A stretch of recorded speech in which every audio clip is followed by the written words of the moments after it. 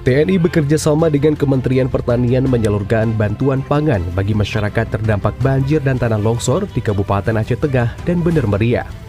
Sebanyak 10 ton beras didistribusikan melalui jalur darat dengan melibatkan 100 prajurit TNI dari Korem 011 Lila Wangsa.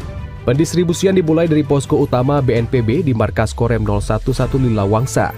Untuk menjangkau wilayah terpencil dan sulit diakses kendaraan besar, prajurit TNI menggunakan sepeda motor trail. Setiap personel membawa muatan sekitar 25 kg beras. Dalam perjalanan, prajurit TNI harus melewati jalan lintas KKA Bener Meriah yang terjal dan berkabut, serta sejumlah titik jalan yang sempat terputus akibat longsor. Meskipun medan yang cukup berat, penyaluran tetap dilakukan demi memastikan bantuan pangan tiba di wilayah terisolir dan masyarakat yang paling membutuhkan. Pendistribusian bantuan ini ditargetkan rampung dalam waktu 2 hari.